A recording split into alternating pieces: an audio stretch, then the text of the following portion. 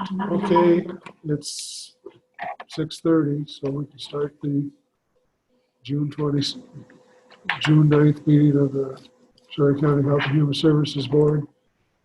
I'm probably the biggest culprit, but everybody needs to speak up, including me, so that we can hear each other and the people that are listening in virtually can hear us. If people virtually here can't hear us, please let us know and we'll try and speak up louder. Okay. Roll call. Chuck Van Etten. No Chuck and no Jennifer Gornick. Okay. Doesn't look like we have any audience recognition. Moving on to public hearing number 4. That is being moved to the July meeting because of a mix-up by somebody at the papers not getting the proper notices out on time. If somebody was here tonight, we would take their statement during public recognition, but nobody's here, so we'll just put that whole thing off. Yeah, we'll just do it again next month. We posted that tonight would be the public hearing for the budget. They also have the option of writing in, and in the ad we had that information in there. But one paper is putting the ad in this week. So we're just make it clean, but we posted for next month. So, Mr. Chairman? Yeah. Is there a budget out there that people can look at and comment on, or is this, people are going off the 2020 budget? Or? It's really about programming. People, by statute, they have to give an opportunity to share what kind of services they want. So we post it and give them a chance to do it. What kind of services they want continued, or any new Exactly. services? Right. Or We do that every year. ideas? Good. Historically, it's not a well-attended event. Minutes from the previous meeting. Committee member orientation, Oh, number 5, yeah. number 5. Oh, there it is. I'm sorry. Yeah, okay. Paul? Well, I talked to Dale what he wanted to do about the bylaws, and I talked about the agenda, and the message Dale gave to me, and you can echo that after I say what the message is that you want the board members to take a look at the bylaws, and next month, if you have any questions, to bring them back to this meeting. Rather than trying to read through them now and go over them, just go home, familiarize yourself with them. If you got any questions, comments, write them down and bring them to the July meeting. Did the folks that are listening in get copies via their computers? Or how- Yeah. Okay, Yeah, it's on the computer. okay. Thank you. Are there, And I think 5 wasn't the only thing I goofed on. We need to approve tonight's agenda. I think I forgot to do that.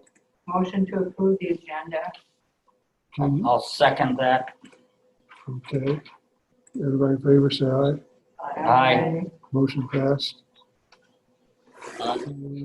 6 minutes for previous meeting, okay. Is there anybody had a chance? Everybody had a chance? Actually, we got you still on 5B. Public health. Julie's gonna do the public health overview. Sorry. Yes. And I am here. And I just wanted to also, I don't know who else watching, new people that have joining, but I see Mr. Van Etten is joined, and there are a couple other numbers that are joined. So I don't know if you want to take note of that for participants tonight. Yeah, I think we do. You got that, Cindy? I checked out Chuck. I don't know who the other numbers are. And then we have Shauna White here. Shauna? Yep. And we have 2963425. That's Patty. Oh, okay, perfect. Just want to double check.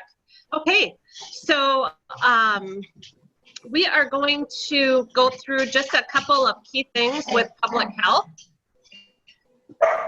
Here's the advantage of working from home.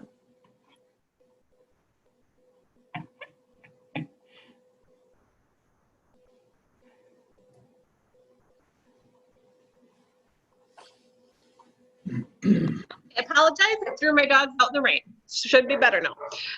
So I don't need to go through all these slides. Most of it is pretty self-explanatory, but I want to give you some key areas to look at. So going into page 12, and if you can go scroll up a little bit. Oh, you've got my slide versus the, okay, keep going. Next slide. Next slide. In this slide, with the impacts of health, is just to kind of give a hierarchy of what we're looking at when we think about public health. And I'll go up to the next slide. So there are three kind of areas that we'd be looking at with public health that have authority. So the Department of Health Services is the state agency that really helps to lead the public health system in general. And then we have local boards of health, and we really rely on our Board of Health. And in Sawyer County, it's Health and Human Services Board as combined. But you guys help us with policy making. And you have statutes that authorize us that will authorize us in general to enact ordinance on particular subjects. So right now we do have ordinances in place, which we'll be bringing forward in the near future, just so that you understand what the what the public health statutes are and the ordinances that are already in place. And then we'll be looking to make sure now that it matches with what the Supreme Court decision was. So I just want to give you the heads up that is something that's being looked at statewide to make sure that everything is matching. And then local health departments are also another key entity, obviously, in this, and we're responsible for surveillance and control of communicable disease and for human health hazards. So if a house or a property does not have in place what it needs to be safe, we can go out there and talk through what needs to be changed in order for that property to be a safe property. So next slide, please. Administrative rule, I won't read that. That just kind of goes through what local health departments are required to do. So next slide. And so health departments are required to have a level 1, level 2, or level 3. So when you're a level 1 health department, what your requirements are is to do surveillance and investigation, communicable disease control. We do other disease prevention, emergency preparedness and response. So we have to have plans in place for all of this. We are required to do health promotion, human hazard control. We are required to do policy and planning for the county. We give leadership and organizational competencies throughout our team. And then we do have a generalized public health nursing program. And if you go to the next slide for me, please. So there are 3 levels of health departments. We are a level 2. So in addition to what was required for a level 1, we also do workforce development. We have a strategic plan for the year. We do performance management and quality improvement. And because we do these additional pieces, we get additional funding to help meet the community needs. A level 3 services, you can see that you would have an adoption of a performance management system, which would be really looking at clear dashboards and electronic ways to be able to measure our data and performances. And we would be considered a chief health strategist. I believe that we kind of already function that way. We just don't get the additional funding at this time. The missing piece with this, becoming a level 3, is that we would need an accreditation to get to that level. And also, I would have to have, I believe, another 14 credits in education in order to be able to move forward with that. With COVID happening right now, we will not be seeking a level 3 in 2020. Might be something we want to look at depending on what that funding structure looks like. If we're pretty much already doing everything, it would be worth getting the additional funding. So just something to throw out there. On to the next slide, please. So the functions of the public health officer are laid out here. What I would like to go to is the next slide, because it does talk more about what the Board of Health is responsible for, and that's providing local public health oversight for the agency, assess the public health needs and advocate for services. So throughout the year, we'll want to be bringing to you where we are standing throughout Wisconsin. What are we seeing with the needs of our county, and how can we best meet those needs?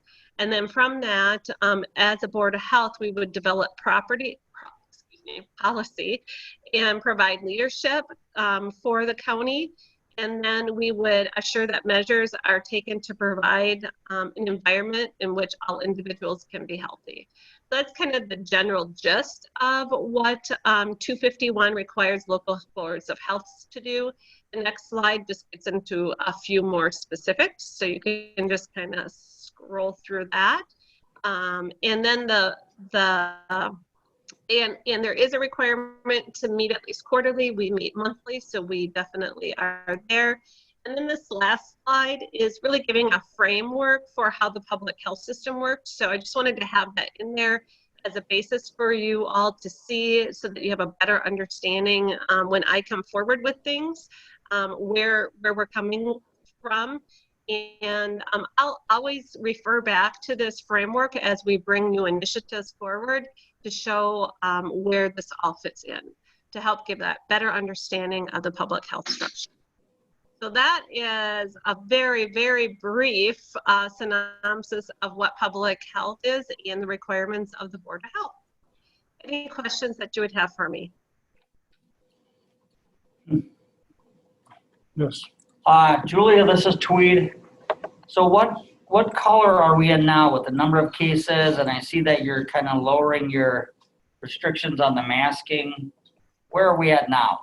So Tweed, do you want to jump into the COVID piece, which is I think number 8, and I can jump down to that? I think we'll maybe ask Dale if he wants to do that or not. I can get it all done let's see. now. Oh, I can wait. Yeah, let's see if there's any more questions about what Yeah. you just gave us. Okay. Anybody have any concerns or questions? I do have a concern, Please. and I'm not sure if this is the reason to bring this concern, but I'm gonna run it by the board anyway. Because public health.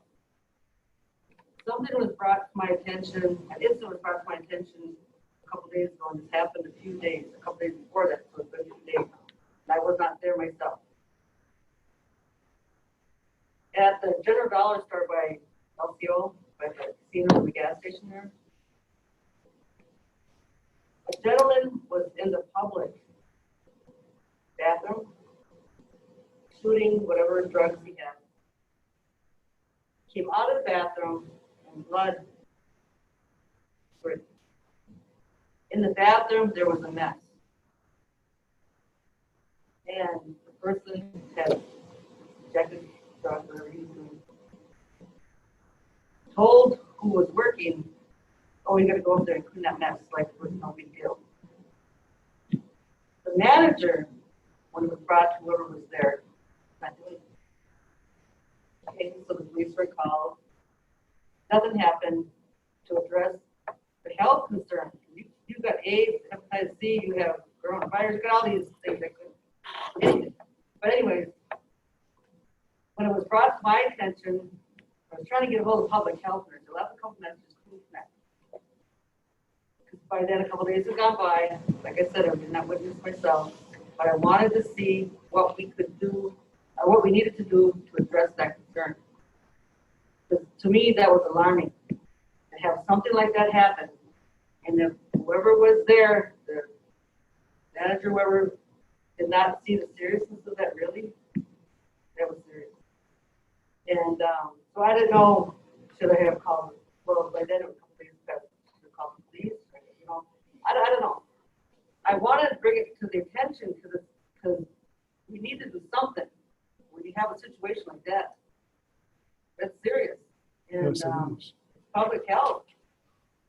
And so what I wanted to do was bring it to the table to see, well, the public health nurse, what protocol is there, or what needed to be done?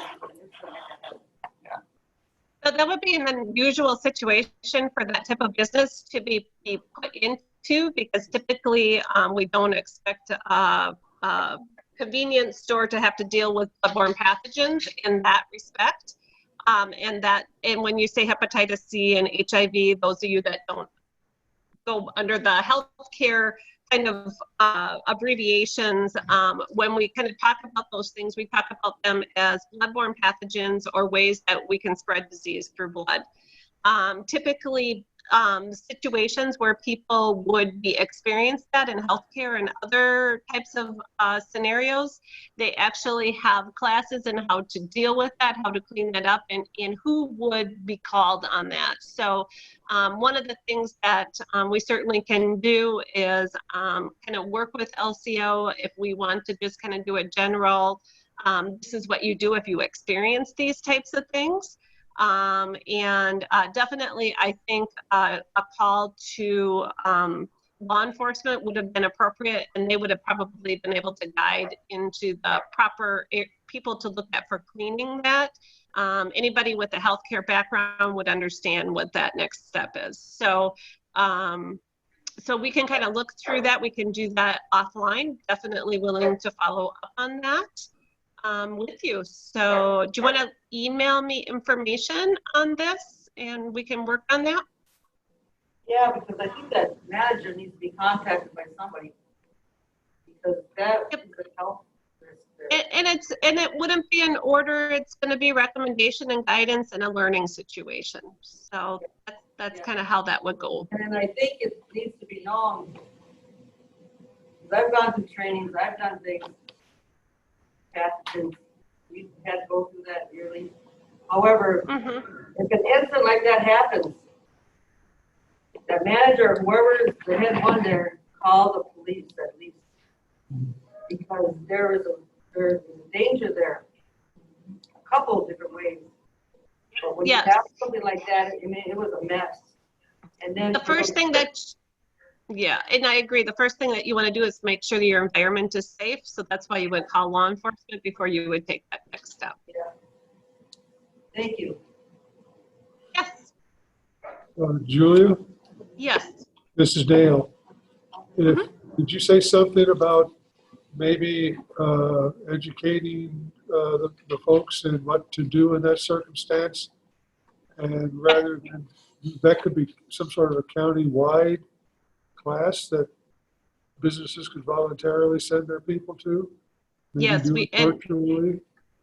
Yep, and that's readily available. We take these types of classes ourselves every year. So, and actually we'll be reproducing a class that would be really easy for all of us to take. So we could just make that available for everyone. Great, that would put in the paper.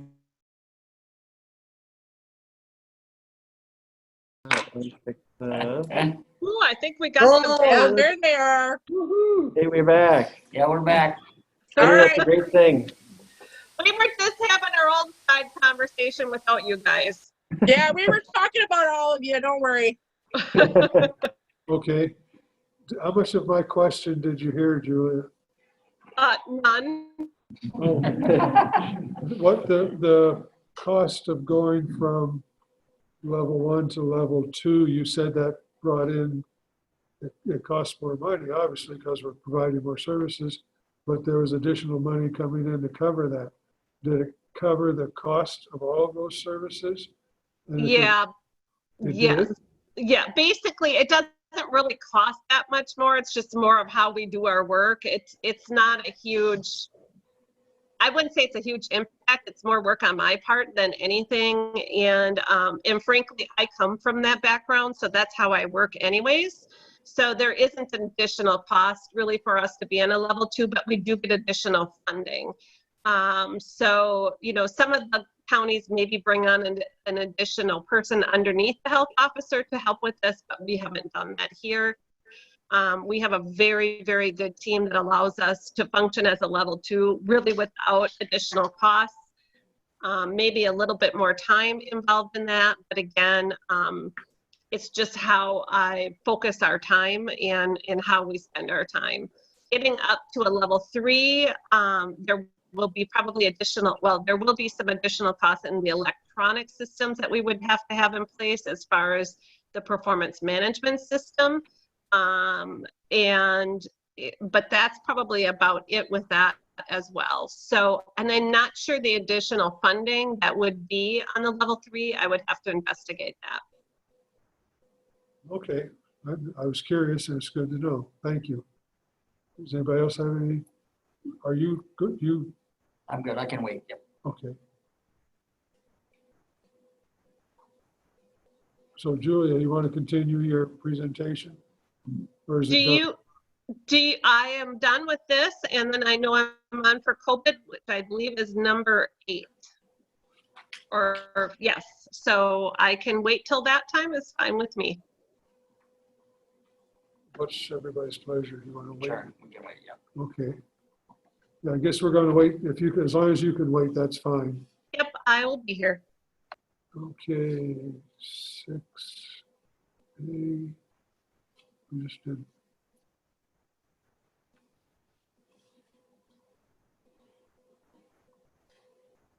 Are we ready for the Should be the minutes. Meeting minutes? From previous meeting. Yeah. Can I get a motion to approve the minutes of the last month's meeting?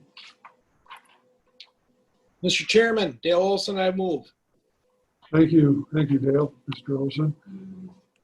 And I'll second that. Second by Chairman. Mr. Schubert. Everybody in favor, say aye. Aye. Anybody opposed? Okay, motion passed.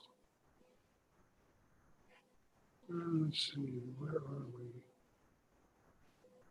See them? Media reports. Okay. Just so everybody knows, I am in need of new glasses.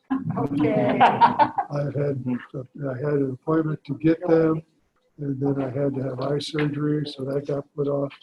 So I'm about 3.5 years behind new glasses. Okay, committee reports, LCO liaison. No, you go ahead. I want to say this, we are still trying to build on our programming that we haven't been tried to address the opioid epidemic, the crisis that we are experiencing on that end also.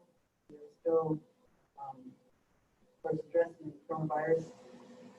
We are going to be implementing a plan now to have a NAT drug specialist provider in our clinic so that we can start our programming to help address what we are seeing, so our people are not having to go all over the place to get the care that they need while they're trying to get the help they need for their addiction. So we will be implementing that. We have a person coming on board. We have another one that will be starting third, and so we will be taking out that. So, what position is that? It's a MAT writer. Medication assisted therapy. Oh, okay, that's what I was, yeah. Yeah. And so, that's one of the tools that we're taking. We're also, going to be refurbishing some of the homes that we have repair on them for, like I said before, to have more housing for quarantine. We're in the process of doing a new daycare. But one of the homes that we are going to be restructuring, we're looking at possibly transitional housing for those coming home from treatment or need that care, so we can provide more care that way. And we just got different things that are happening, and we have to do some of the money that we're handing down to us in a short window of time. So we're trying to do what we can with what we have. And like I did mention, daycare, childcare, facility, we're going to have one, we're going to try, other than early to start programming. That is a need we have to take care of those children, the parents go to school and go to work. And, we're still developing our man and woman shelters for growing, trying to provide more services there. Our telehealth, we're still trying to support people as best we can also. Boys and girls will be opening up. So that facility will be opening middle of the month. We'll be calling our workers back. And we're taking it a little bit at a time also. And see which way it goes. If it cools back down, maybe we're going to. We're going to try to go to the next phase now. So that's where we're at. Thank you. I guess we recently hired a health and human services director to look over the shelters and all the programs within the tribe. And that's exciting for us too. So she'll be looking at grant opportunities and assisting us with our behavioral health, mental health department. And it's great. Rebecca St. Germain. We'd like to bring her out here to one of the meetings. Yes. Sometime. Please do. Yes. Yeah, that would be good. Yeah, Carol. I just wanted to be recognized before I spoke. Lorraine, do you think that the needs are being met and the people that need testing are able to get that? What's going on in your end? We, of course, need more. We are trying to take the measures we acknowledge that employees are going back. Try and keep those reserved for the ones that are asymptomatic. And we're trying to distribute everything we can to our community. So, open, doesn't be there. Wherever we can, we're trying to distribute everything. So you feel your meetings in the end, but you don't have any reserve? We are trying to utilize what we have, because that way we are trying to get more to come in. We do have some tests, we've been testing, we tested like, what, 380 fleets? Yeah. All that. And no positives. And, but of course, we do continue to, and the very good has been happening in the cities and around the country. People coming home and, do something else. You will need more, I know that. And those real quick, what do they call those fast ones, those fast tests? What do they call those? Like a rapid Rapid test. We have some of those that come in place that we're going to be doing it, but they're not very accurate either. That's what we're hearing. But there are tests that are being also. The ones that are more, I think, accurate, we're utilizing them kind of more of a need. Yeah. Then it takes longer.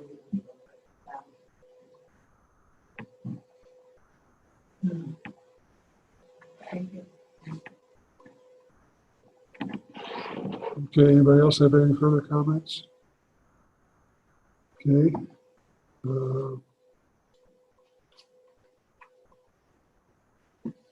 I just lost my agenda. Senior Resource Center. I see they submitted a written report.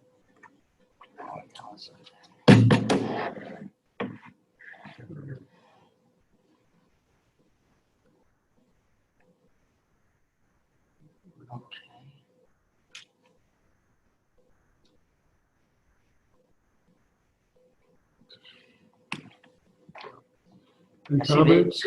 they received quite a bit of CARES money too, huh? Yeah. 56,000.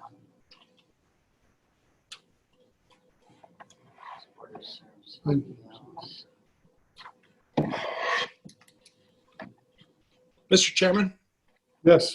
Mr. Dale Olson. Olson. Yeah, I had my town board meeting last night and received a very nice note back from the Excellent Senior Resource Center. Good. They they appreciated the donation made by the town of Meteor, and they talked about how many meals have now been served basically as a drive up, I guess. Sure. It was fabulous to hear that. You know, it's good to hear it from the ground up. Yes. From my experience, the town of Exlin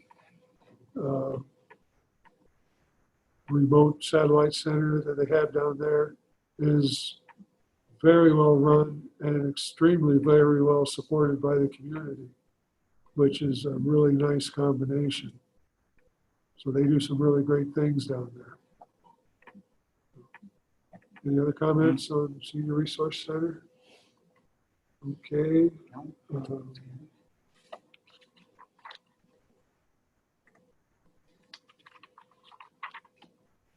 What's next? Or the Senior Resource Center meal counts. Oh, that's part of the report. Let's see, deal. Looks like next is. Okay, thank you. All that, yeah. I'm going to get this back here as soon as I can. Okay. Yeah, Julia, if you want to do the COVID update.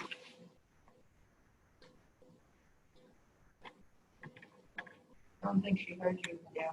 Julia? She dropped off.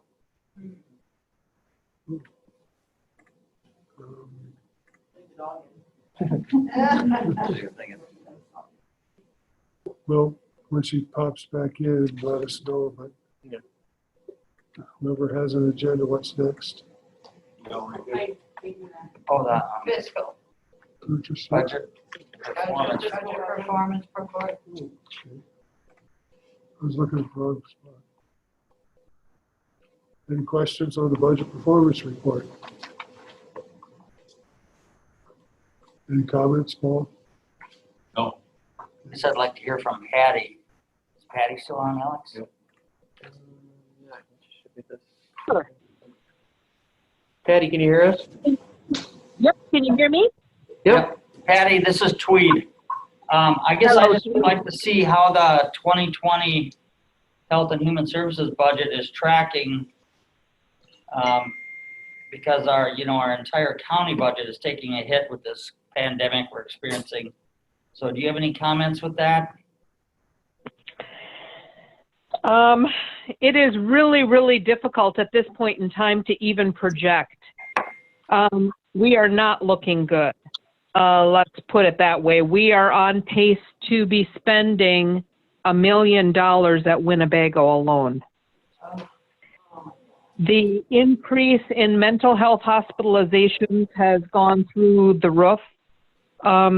As everybody probably knows, the stress level, I'm guessing here, this is not an official, but the stress level, I don't know what made it happen, but based upon the first 4 months of Winnebago costs, that's what it's projecting out to be unless things stabilize. It also happened that we were not able to move people out of Winnebago, even if we were able to.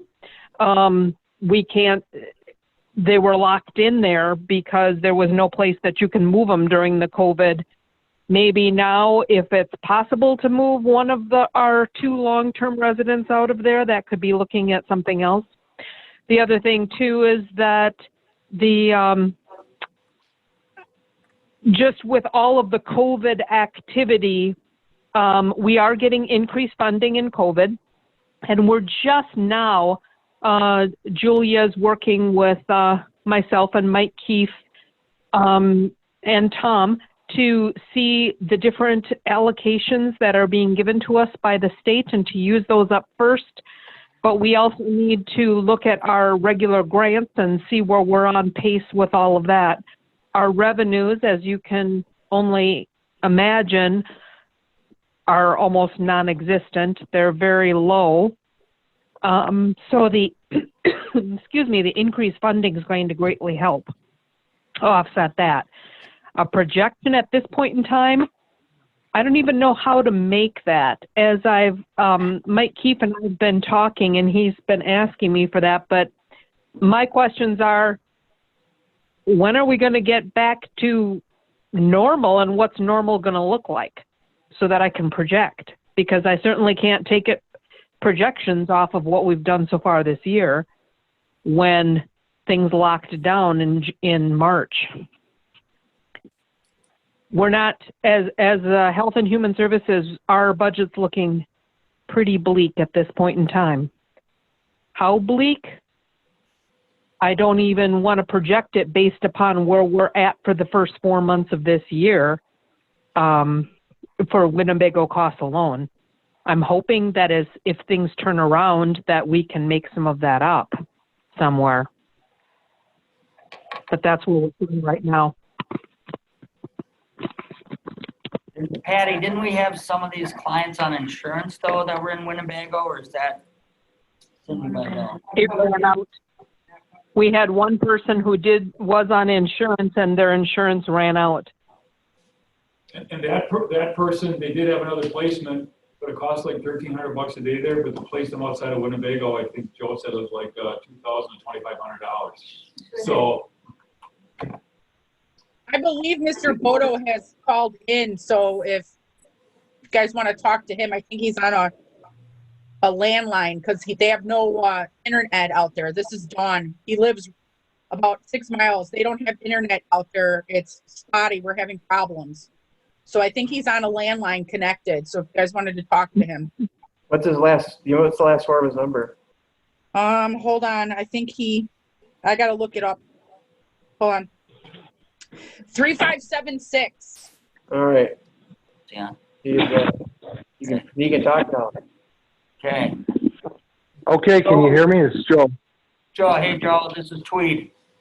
I just, Yeah, so I had Patty comment on our budget performance report on how our 2020 budget is tracking, and she told us regarding Winnebago and the clients we have in there that we're not looking very well right now. Do you care to comment on that?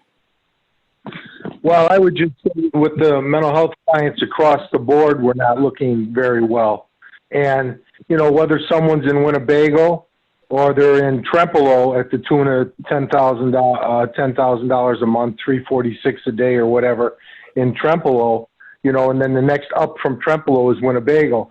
So currently we have somebody in Trempealeau, and what happens is when these individuals are placed through a commitment because they end up in this county, we have to continue paying for them. And I see that, one individual had criminal charges.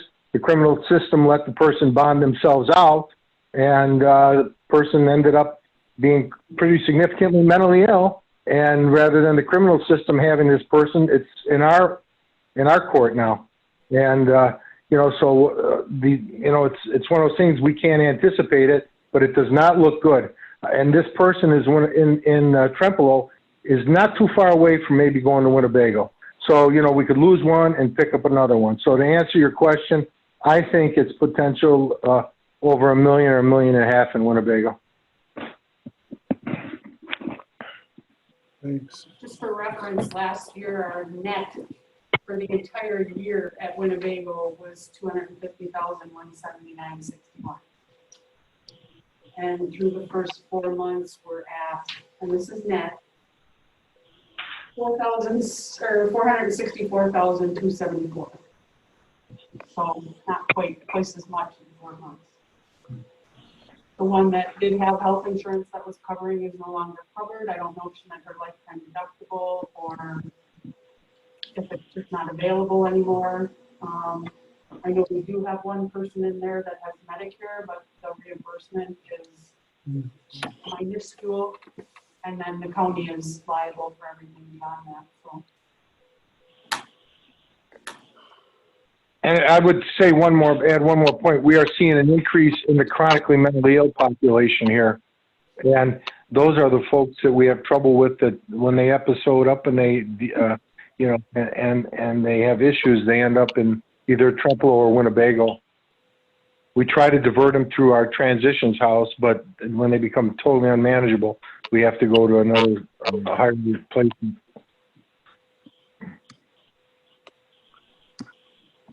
Okay, well, that's not good news, but it's news we Mr. need to know. Chairman, Mr. Chairman, Mr. Olson? yes, sir. You know what? I've heard this for 25 years. I understand it. I understand it costs a lot of money to go to these facilities. I understand we have mentally ill people in Sawyer County. We either have to budget for it, we have to take insurance out for it, or we have to do something else, because we can't keep saying, oh, we got people in Winnebago. You know what? We've been talking about this for 20 plus years, and you can go through the minutes and look at it. We've always been talking about this. It's not that, it's something surprising, because we've never not had somebody that's close to it or in it. We need to budget for it or not. I'm not happy with the fact that we can just glibly throw our hands up and say, nope, we got something that happened, because that's not true. It's absolutely not true. You can look at it through the course of history, and we've had this issue before. I'm not blaming anybody within the county. I'm just saying this is the way it is. So we either budget for it, or we keep on throwing money in a blank hole without a budget. That's my comment, sir. Okay, there's a couple, three things I'd like to add or say about that. We have no control whatsoever over how many people end up in these institutions. And yet it is our job to balance the budget and present a balanced budget to the public every year. In order to have a balanced budget, we would have to take a higher guess and say it's going to be $1 million or $1.25 million or $1.5 million. And then we would have to fudge our income numbers to meet that expense, so that we end up with a balanced budget, which would be equally worthless, because everybody knows that those are inflated figures. Certainly, The other thing that, Mr. Chairman, I agree with you. If there's something that's $1 million gamble, that's what insurance is for. Is there no insurance for things like this? none that I'm aware of. The state of Wisconsin long-term care program works with developmentally disabled, handicapped, elderly. Purposely left out is mental illness.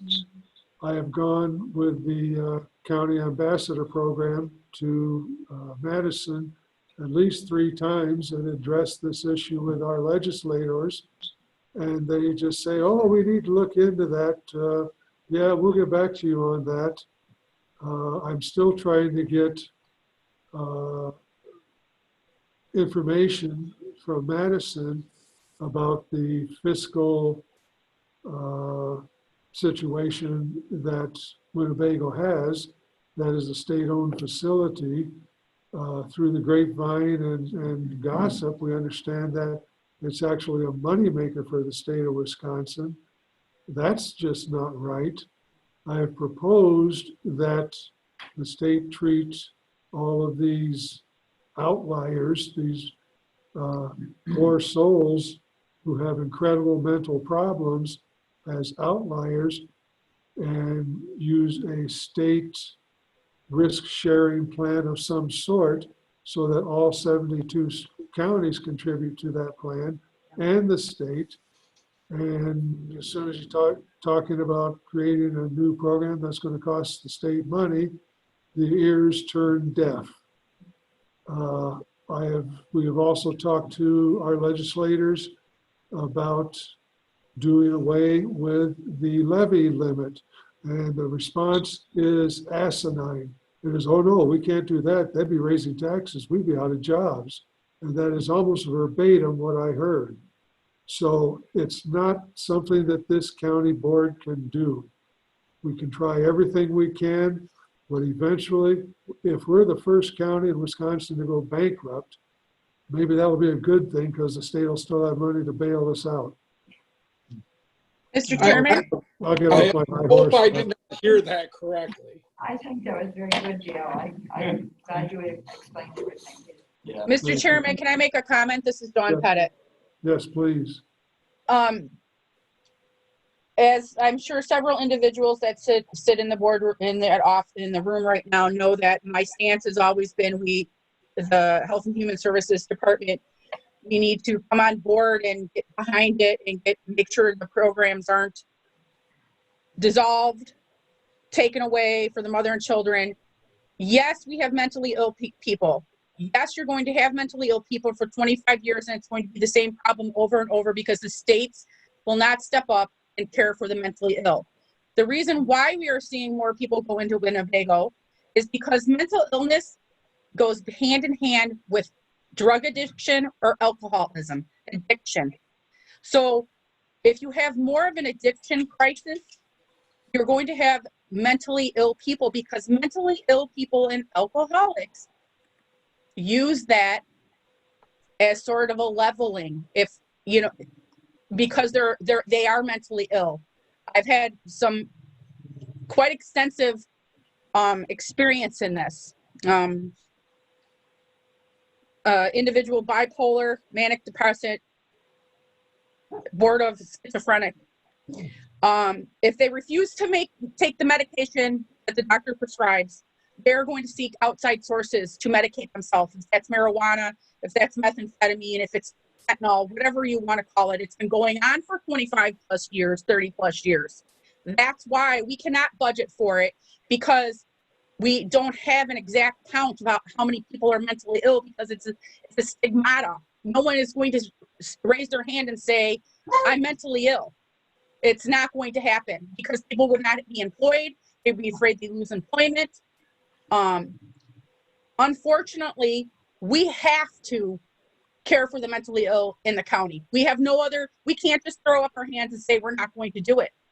And again, we can't blame anybody within the county because those people are mentally ill. It just happens to be we have a drug addiction crisis right now, and another, it just it skips around and around, and we have to care for it. But as a mental illness, it falls hand in hand with all the other programs, then you're looking at, if they have a parent that's mentally ill or and they're a drug addict, you have children that are not being cared for, that need services. You have the mother or the father that needs services from the county. And then we talk about the criminal justice system and looking to build another court addition to the courtroom or whatever we're going to vote on, and then for a second judge to come in. And I've made this statement over and over. At this point, I cannot justify. This is not germane. It's not germane to the conversation. Okay, Dale. Okay. Technically, Mr. Olson is right. Dawn, you have Yes. described the problem very well. And we all know it's a problem. I don't know what the solutions are at this point in time. The sad thing is that for the same 25 years, for too many people, nothing works. For too many people with alcohol addiction, with drug addiction, nothing works. So if we had a magic pill or a magic program, we would certainly be using it. The fact of the matter is, it's something that we all have to face together as a board. We have to work with each other, respect each other, trust each other, and do the best we can and move on. So unless there's any more comments or questions about that particular topic, I suggest we move on with our agenda to the next item. If I may interrupt for a second, Please. Julia is back on. Oh, okay. I guess I just got one last thing before Yes. we leave this, Mr. Chairman. Tom, is the finance committee aware of this, that we're already doubling what we paid last year to Winnebago? Yeah, we have a list of items that we launched that we present to the finance committee. Those things that are not keeping up with the budget, whether it's on the revenue or the expense side, things like sales tax revenue on the expense side, Winnebago. What was the budget for that item last year? was 175. I think Yeah. that's what we were told. Winnebago was 175. Yeah, and so, you know, we didn't used to budget anything for that, and since we started building the budget, we started building something in for that. It's not nearly enough, but it went from zero, you know, 5 years ago to 175 now. Fortunately, last year was only 200 and some $1,000. But when you have $1 million swing in a budget item, that's a tough one to swallow. But fortunately, you know, this committee has an opportunity in the next budget cycle to take a look at that again and address it differently if you feel, you know, we can handle something differently. Obviously, if we're going to budget more for that, we have to budget less for something else. So that's where the balancing act comes in, and we look forward to tackling another budget. What happens when you can't pay that $1 million? But we do pay the $1 million, and that's what fund balance is for. I mean, you got fund balance in Health and Human Services, but taking a $1 million hit, that's, you can't do that every year, certainly. So, you know, there is a bit of, you know, rainy day fund or fund balance to cover things that go over budget, but something that significant is not good at all. Can I say something? I've been down to Madison on several of those meetings, talking to our legislators and telling them that this Winnebago holds a small county like ours hostage. Just one person can be $500,000. That's a start for our county. I'm just putting it out. My suggestion to the board, I don't know if it's my place to say that, but I think you need to be putting more pressure on those legislators more often than just going down on those special days. And I think it's got to be a greater group collectively, and then maybe organizing with the other counties, because these small counties like this, it could just hijack the whole budget. Right. And you see it, and it's happening this year. But I just think going down on those special days when they're all, hey, good to see you, blah, blah, blah, that's not enough for what it's worth. So you've talked to the other counties. Are they impacted the same way we are? Oh, yeah. Okay.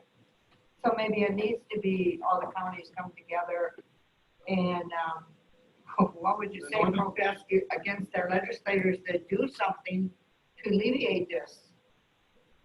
The northern counties, Yeah. somebody organize it and then have a larger collective voice. Yeah.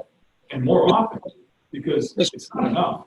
No. And the COVID thing didn't help it, but Right. there have been many opportunities for many years to get organized and do this. And I think Okay, hang on a second, Mr. Olson, you want to be recognized? Was that Carol Pearson? Because I can barely see the little screen. That was Carol Pearson who said the northern counties are in the same boat. Yes, it was me, Dale.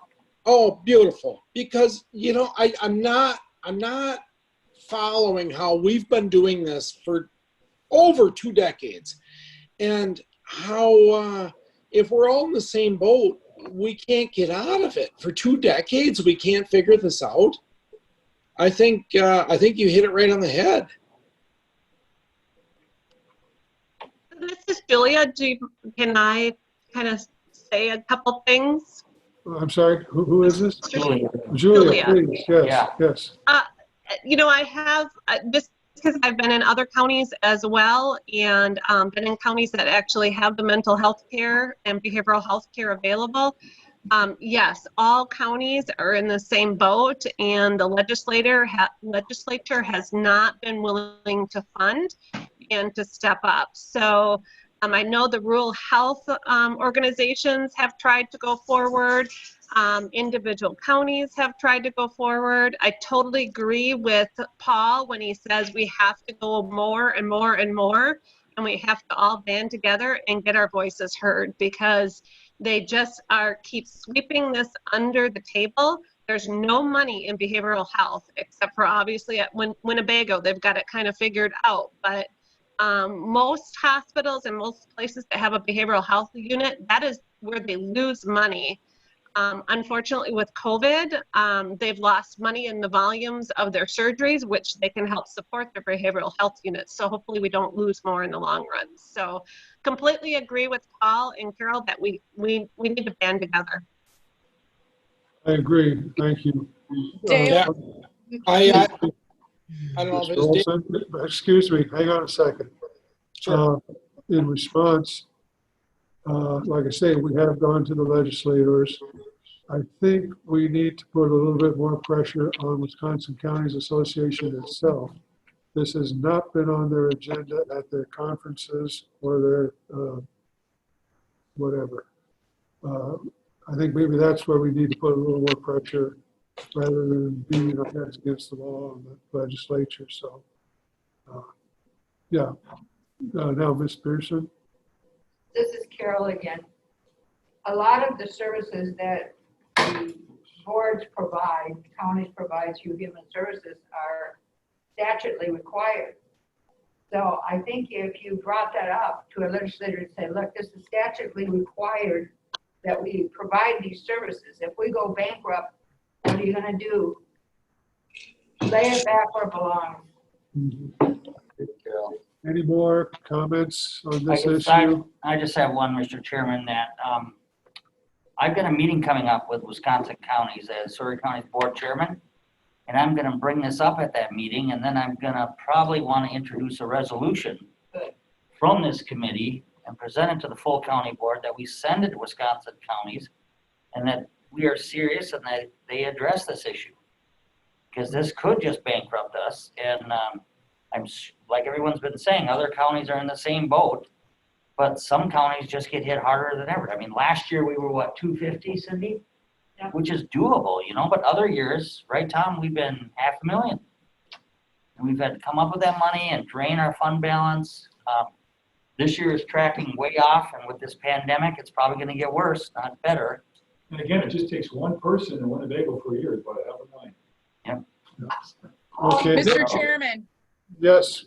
it's Dawn Pettit. Dawn? Yes, go ahead, Dawn.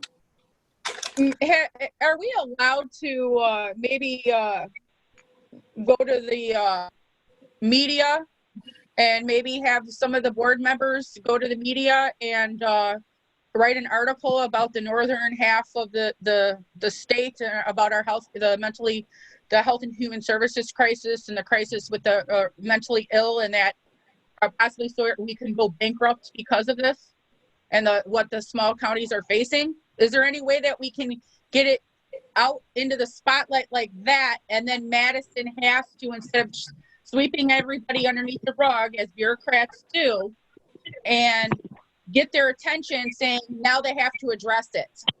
Because we are a small tourist area that is about to go bankrupt because the state will not fund for the mentally ill, and it bankrupts the county budgets. Well, any individual. Care for the people. Yeah, I understand what you're saying. Any individual can write to newspapers and get published. The county board has shied away from that because sometimes that's a tool that comes back to bite you real hard.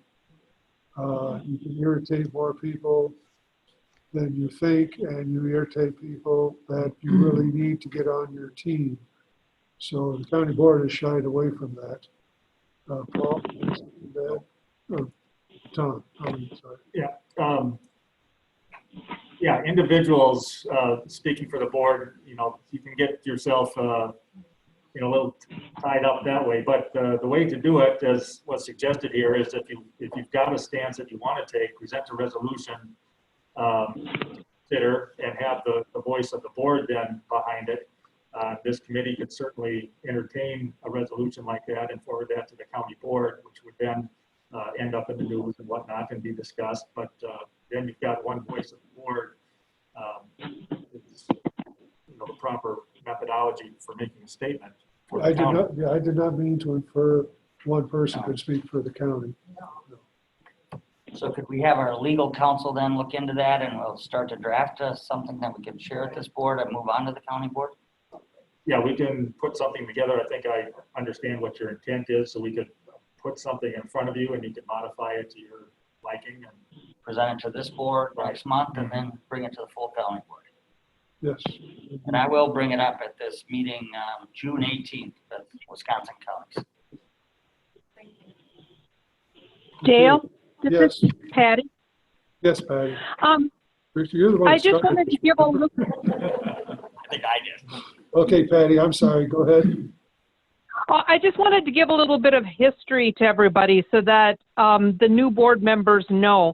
this hasn't been a decade after decade problem. In 2013, the Wisconsin Medicaid changed how their reimbursement happened to the mental health hospitals. So you had all of your local little hospitals that we used to contract with, such as Cumberland. They went out of business. They stopped stopped having a mental health unit. Sacred Heart, we used to be able to send people there, and they downsized their unit. They still have one, but they downsized so that we can't ever get into them anymore. So that it made Winnebago the only game that we could send people to. So if people needed to be hospitalized, we had no choice anymore.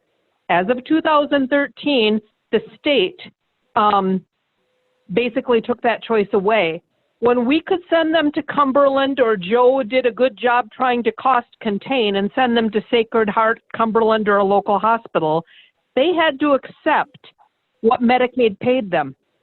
Winnebago is a state mental institution, and they will not accept Medicaid assignment. So they bill Medicaid. If the client is Medicaid billable, they'll bill Medicaid.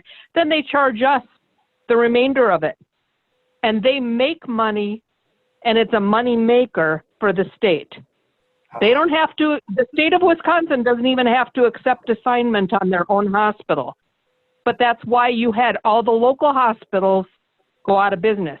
It also, Hayward used to take and would keep people for us. Then, like I said, in 2013, everything changed, and the rural hospital,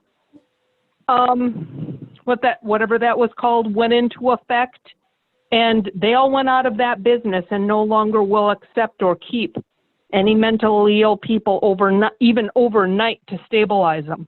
Right. So just a little bit of history of when this really blew up, and the state left basically us with no options. Actually, a few years before that, historically, I remember I think it was my first or second year on the county board. Chris Mayberry was still the county clerk, and the state passed a law, I guess, that made individual counties responsible for their citizens, individual citizens who needed this type of help, literally from cradle to grave. And that started the snowball, because it used to be you could send somebody to a hospital, and if it was a state-operated hospital, the state was bearing the burden. They used to have colonies for that, Northern Colony, Central Colony, Southern Colony. And that all got changed with that rule that said it would be the county's responsibility. So there's a lot of history going back a lot of years that got us into this mess. Right. Okay, now if it pleases everybody. I'm sorry, Mr. No. Patty, do you mind helping Tom and Rebecca draft this resolution? You have a lot of history there that I think needs to go into it.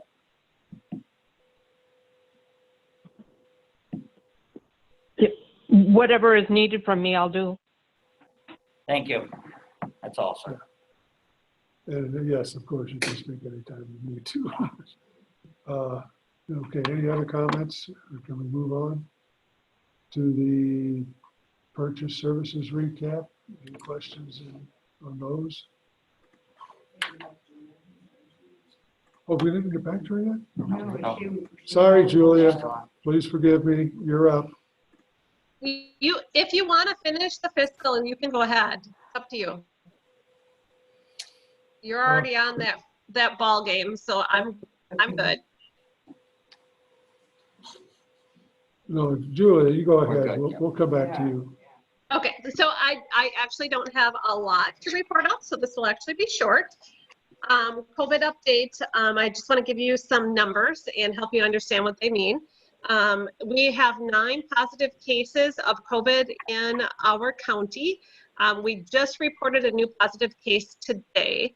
What I do want to let you know about that case is there was very limited contacts, and everybody was communicated with very early on today. So no great concerns with that. Of course, after Safer at Home and with Memorial Day weekend, our biggest fear is that we're going to have a positive case that had a lot of contacts in the community, but that's not the case with this particular one. So I just want to reassure everyone with that. The other thing is we have 1,327 individuals that have been tested in our county.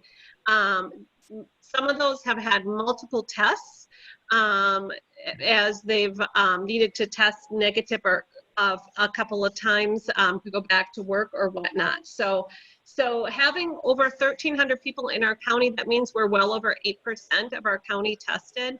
We are in the top handful of counties that have done testing. And when we look at how we're going to manage COVID in the future, now that Safer at Home has been resolved, or is to be able to, they call it a box it in strategy. And next month, I'll be able to give you a little bit more information. I just had to spend the time on the Public Health 101. I didn't want to spend too much time today. But box it in means that we have enough tests for everybody. We're able to do case tracing, contact tracing, to take those positive cases, make sure we're isolating them, make sure we're getting those contacts quarantined, and really keep the spread to a minimum as we move forward. The other thing I wanted to let the board know is I am on an advisory council for the state. It's for testing and what that looks like in the future and long-term strategy. And I'm also sitting on the state EOC, which is the Emergency Operations Committee. And with that, I'm also on there as a testing expert. Our county has been extremely proactive and worked together very well. So we have a lot of expertise that they would like to capture from our county. So that's all hugely positive. I'm going to go back to one of the comments that Tweed had made about us being green and me stopping the masking order for being in the county as a visitor to the county.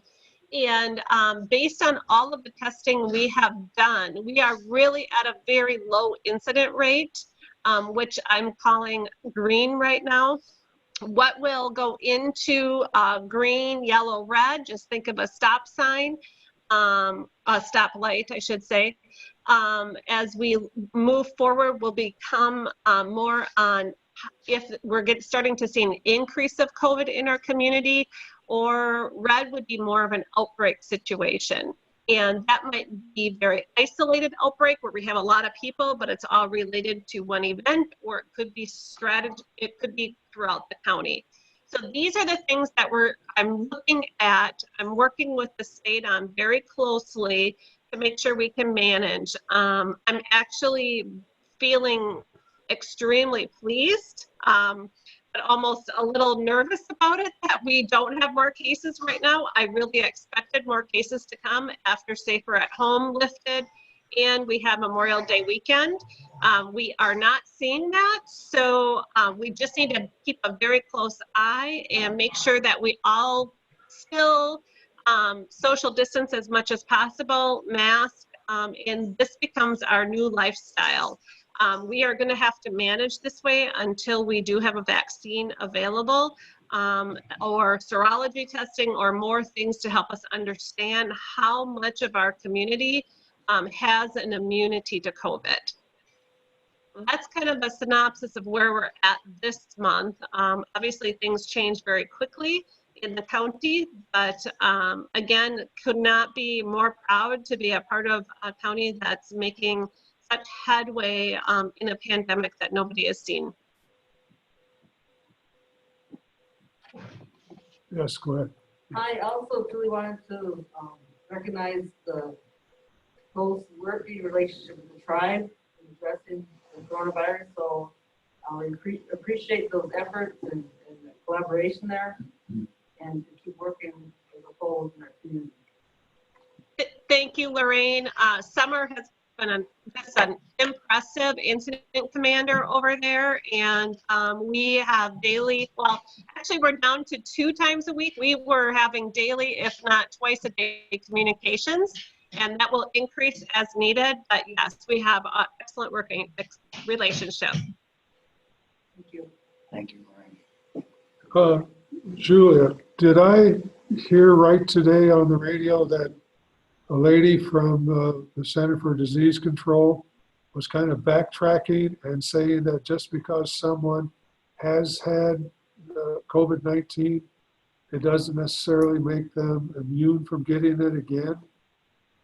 Yeah, right now, there's actually research happening, and they want to find out, this has been put out to the healthcare community. If somebody has tested positive for COVID-19 and then tested negative, we know that they've fully recovered, and then test positive again, they're researching that, because right now, the issue is how much immunity are we gaining if we do contract COVID, and is there a change in the disease that makes it so that we no longer have the immunity to it? So that's why the serology or the antibody testing, the blood tests that tell us whether we have immunity to it or not, is not something that we're regularly doing. It's just not effective at this point. There's a lot to learn about this illness. Okay, thank you. Any other questions for Julia? Okay, thank you very much, Julia. We appreciate you being here tonight, taking the time You're to welcome. educate Thank us. you. Thank you. Okay, now purchase services recap. Yeah.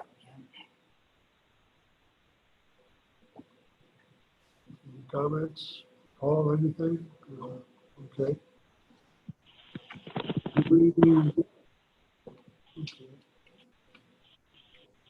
Proposed residential collection procedure. Who wants to?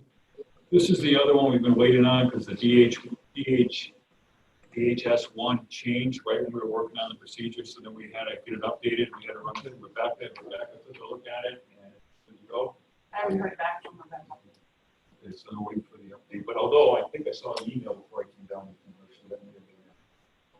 So, In fiscal managers webinar meeting, we were basically told by Nancy Merlot, who's with the state, working on the DHS1 policy, that they really haven't addressed the residential portion of that as of yet. So she's encouraging counties that if you have a procedure or policy in place, that you should just continue to use that until we hear from them. Okay, so we need to take no action on that. That's just FYI. I disagree, Mr. Chairman. Go ahead. I just you know, I understand what this is supposed to do, and I agree with it 100%. Now, you know what? In full honesty, having been through the system, there's a lot of things that you know, I got a driving under the influence. You have to go through several things with the department, and you have to pay cash. Cash is fine. I have no problem with that. But at the same time, you know, we look at the ability to pay under this, and I don't see that changing, and I don't see the cash changing. I'm wondering if this could be made into a spreadsheet and break down exactly what comes in cash to the county for these efforts. I think that would be a really important thing to do.